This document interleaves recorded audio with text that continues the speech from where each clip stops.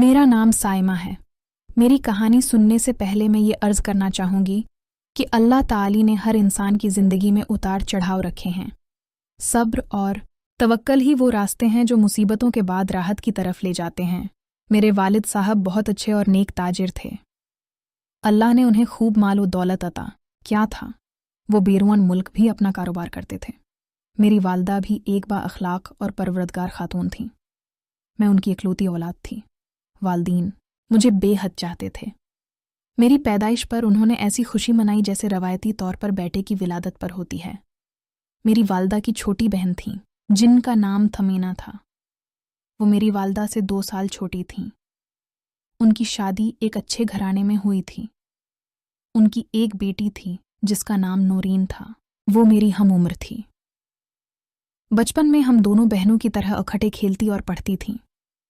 मेरी एक और खालू थे जो बहुत नेक और मेहरबान इंसान थे। वो हमेशा सबकी मदद करते थे।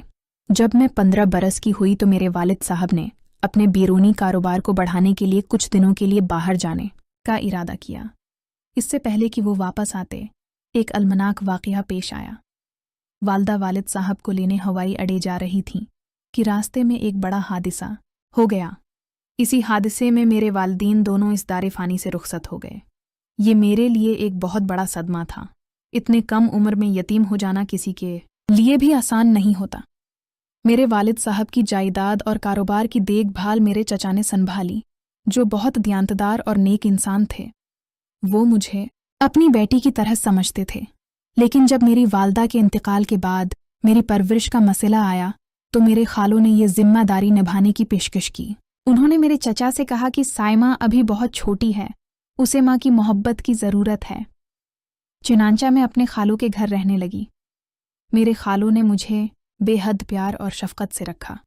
वो मुझे अपनी आंखों का तारा समझते थे। वो चाहते थे कि मैं अपने वालिदीन के नुकसान को भूलकर एक नॉर्मल ज़िंदगी गुजार सकूं। लेकिन मेरी खाला सुमीना का रवैया शुरू से मुख्तलिफ था। वो हमेशा माल व दौलत की ज़्यादा परवाह करती थीं। वो अक्सर कहा करती थीं कि तुम्हारे चचा ने तुम्हारे वालिद का सारा कारोबार संभाल लिया है और तुम्हारा खर्चा भी हम उठा रहे हैं। मैं हमेशा इस कस्म की बातों को नज़रअंदाज कर देती क्योंकि खालो मुझे बहुत प्यार करते थे और मैं उनका दिल नहीं तोड़ना चाहती थी। मेरे चचा अक्सर मुझसे मिलने आते रहते थे। वो मेरे हालात से बाखबर रहते और मुझे हर माह वजीफ़ा भी देते ताकि मेरी कोई ज़रूरत अधूरी न रहे। उनका एक बेटा था जिसका नाम हमीद था। हमीद मेरे साथ पढ़ता था और हमारी बचपन से दोस्ती थी। वो बहुत नर्म मिजाज और शरीफ लड़का था। मेरे दिल में उसके लिए कुदरती मोहब्बत थी, जैसे किसी कज़न के लिए होती है। लेकिन मैंने उस मोहब्बत को कभी किसी पर जाहिर नहीं किया। एक दिन मेरे चचा ख़ास तौर पर मेरे बारे में बात करने मेरे खालों के पास आए। उन्होंने मेरे खालों से मेरे और हमीद के रिश्ते की तजवीज़ पेश की। मेरे खालों को ये तजवीज़ बहुत पसंद आई क्योंकि वो जानते थे कि हमीद का ख़ानदान कितना नेक है। लेकिन जब ये बात मेरी खाला तक पहुंची तो उन्हें ये रिश्ता बिल्कुल भी अच्छा नहीं लगा। वो चाहती थी कि उनकी बेटी नूरीन की शादी किसी अमीर घराने में हो। उसके बाद घर का माहौल बदलना शुरू हो गया। खाला हर वक्त मुझ पर नज़र रखने लगें और छोटी छोटी बातों पर एतराज़ करने लगें। इसी दौरान मेरे खालों की तबीयत ज़्यादा ख़राब होने लगी। वो शदीद बीमार हुए और कुछ ही दिनों में अल्लाह को प्यारे हो गए। ये मेरे लिए एक और बहुत बड़ा सदमा था। मैंने महसूस किया जैसे मेरा एक और सहारा भी छीन लिया गया हो। खालों के इंतकाल के बाद खाला का रवैया और भी अजीब हो गया। वो अक्सर घर से बाहर रहने लगे और कहते कि वो मरहूम खालों की कब्र पर जाती हैं। नूरीन भी उस हादसे से बहुत मुतासिर हुई थी। वो भी अपने वालिद की जदाई में गमगीन थी। तकरीबन 20 दिन बाद मेरे चचा फिर से हमारे घर आए। उन्होंने कहा कि वो नूरीन के लिए हमीद का रिश्ता लेकर आए हैं। ये सुनकर मैं चौंक गई। मैंने खुद कभी अपने जज्बात का इजहार नहीं क्या था, लेकिन दिल ही दिल में मैंने सोचा था कि शायद ये रिश्ता मेरे लिए ही तजवीज़ किया जाएगा। लेकिन खाला ने फ़ौरन ये रिश्ता कबूल कर लिया। उन्होंने कहा कि सोग ख़त्म होते ही शादी कर दी जाएगी। हमीद का ख़ानदान बहुत अमीर था। जिस बड़े बंगले में मैंने अपने वालिदीन के साथ अपना बचपन गुजारा था वही हमीद का घर था। अब नूरीन इस घर की दुल्हन बनने वाली थी। मेरे चचा का रवैया भी बदल गया। وہ مجھ سے پہلے کی طرح محبت سے بات نہیں کرتے تھے۔ میں بہت اداس رہنے لگی، میرا دل ٹوٹ گیا تھا، لیکن میں نے اللہ پر بھروسہ رکھا اور صبر کیا۔ مگر ایک عجیب بات تھی، رات کو سوتے وقت مجھے اکثر اپنے مرحوم خالو کے بارے میں عجیب سے خیالات آتے۔ میں انہیں بہت یاد کرتی تھی۔ وہ میرے خوابوں میں آتے اور کہتے، میری بیٹی، تم پریشان نہ ہو، اللہ ہر مشکل کو آسان کر دیتا ہے۔ میں اٹھ کر نماز پڑھتی اور ان کے لیے دعائے مغفرت کرتی۔ ایک دن میں نے اپنی خالہ کو کسی سے فون پر بہت پریشان حالت میں بات کرتے سنا۔ وہ میرے چچا سے کچھ پراسرار لہجے میں باتیں کر رہی تھیں۔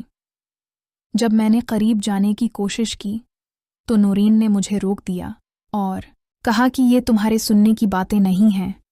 میرے ساتھ نورین کا رویہ بھی دن بہ دن بدل رہا تھا۔ وہ مجھے حقیر سمجھنے لگی تھی۔ میری طبیعت بھی کچھ ٹھیک نہیں رہتی تھی۔ اکثر سر میں درد ہوتا، لیکن جب میں نماز پڑھتی یا قرآنی آیات پڑھتی تو درد ختم ہو جاتا۔ میں نے اپنی خالہ سے اپنے ان خوابوں اور تکلیفوں کے بارے میں بتایا تو وہ غصے میں آ گئیں اور کہنے لگیں، یہ سب تمہارے وہم ہیں، تمہارا دماغ خراب ہو گیا ہے۔ آخر کار میں نے ایک بزرگ عالم دین سے مشورہ کرنے کا فیصلہ کیا۔ میں ان کے پاس گئی اور انہیں اپنی تمام پریشانیاں اور خواب بتائے۔ انہوں نے بڑی ہی شفقت سے میری باتیں سنیں اور کہا، بچی، کسی مرحوم کا بار بار خواب میں آنا اور کچھ کہنا یہ ایک نشانی ہو سکتی ہے کہ اس کی کوئی امانت تمہارے پاس ہے یا کوئی ایسی بات ہے جو تمہیں بتانی ضروری ہے۔ ہمیں چاہیے کہ شریعت کے مطابق اس معاملے کو حل کریں۔ عالم صاحب نے چند افراد کو ساتھ لیا اور میرے خالو کی قبر کو کھلوانے کا فیصلہ کیا۔ جب قبر کھولی گئی تو وہاں ایک غیر معمولی چیز ملی، ایک کالا تھیلا جس میں کچھ پرانی چیزیں، کپڑے اور چند برتن تھے۔ ان میں سے کچھ چیزوں پر عجیب نشانات تھے۔ عالم صاحب نے فوراً ان تمام چیزوں کو شرعی طریقے سے ختم کر دیا۔ انہوں نے مجھے بتایا کہ یہ کوئی منفی عطر تھا جو شاید کسی نے نادانی یا بغض کی وجہ سے کیا تھا، لیکن اللہ کا نام لے کر یہ سب باطل ہو گیا۔ اس کے بعد میں نے ساری حقیقت اپنے چچا کو بتائی۔ میں نے کہا، مجھے حمید سے شادی کرنے سے کوئی انکار نہیں تھا۔ میں تو ہمیشہ سے یہی سوچتی تھی کہ شاید آپ لوگ میری طرف سے رشتہ کریں، لیکن کسی نے آپ کو جھوٹی باتیں بتا دیں۔ یہ سن کر میرے چچا بہت پشیمان ہوئے۔ انہوں نے بتایا کہ خالہ نے ان سے کہا تھا کہ میں حمید کے خاندان کے بارے میں برا بھلا کہتی ہوں اور میں خود اس رشتے کے لیے تیار نہیں ہوں۔ چچا نے فوراً نورین کی منگنی ختم کر دی اور مجھ سے اپنے بیٹے حمید کا رشتہ طے کر دیا۔ کچھ عرصے بعد میری شادی حمید سے ہو گئی۔ آج میں خوشی سے اپنے شوہر کے ساتھ اپنے اسی پرانے گھر میں رہ رہی ہوں جہاں میرا بچپن گزرا تھا۔ اللہ نے مجھے میری حلال محبت عطا کر دی اور میری زندگی میں سکون و راحت آ گئی۔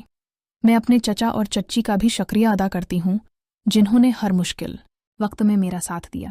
میری خالہ کی غلط فہمیاں اور ان کا لالچ ان کے اپنے گھرانے میں تلخیاں لے کر آیا۔ مجھے افسوس ہے کہ ایک خالہ ہونے کے باوجود انہوں نے ایک ماں جیسی محبت نہیں دکھائی، بلکہ اپنی ذاتی خواہشات کے پیچھے بھاگیں۔ لیکن میں نے ان کے بارے میں کبھی برا نہیں سوچا اور نہ ہی بددعا دی۔ میں نے صبر کیا اور اللہ سے دعا مانگی اور اللہ نے میرے ساتھ اچھا کیا۔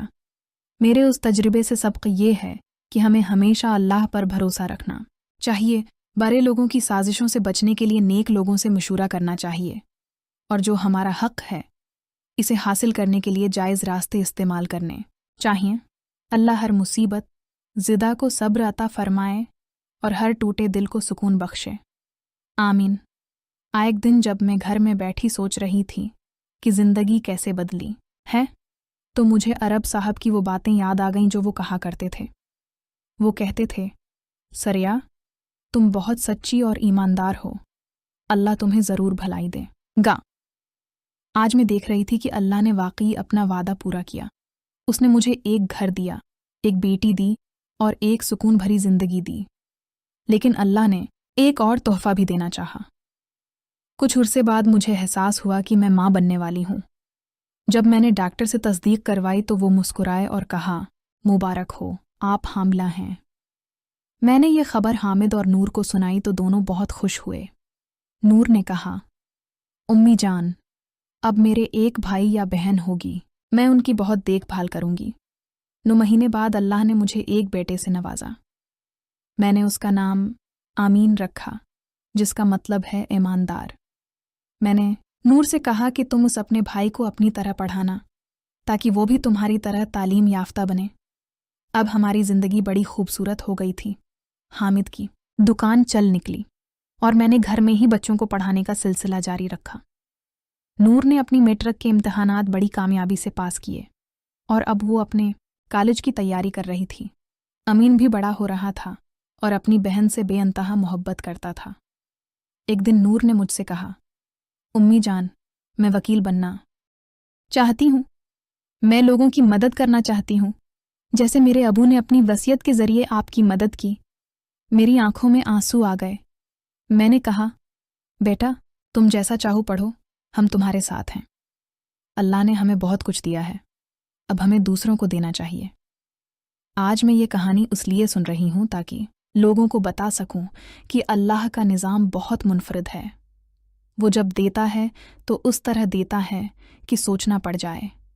उसने मुझे नूर की शक्ल में बेटी दी, फिर अमीन की शक्ल में बेटा दिया, और सबसे बढ़कर उसने मुझे एक सुकून भरी जिंदगी दी। मेरी दरख्वास्त है कि आप भी अल्लाह पर भरोसा रखें और कभी मायूस ना हों। मुश्किल वक्त आते हैं, लेकिन उनके बाद सुकून भी आता है। सब्र करें, ईमानदारी से काम करें और दूसरों की मदद करें। यही सबसे बड़ी इबादत है।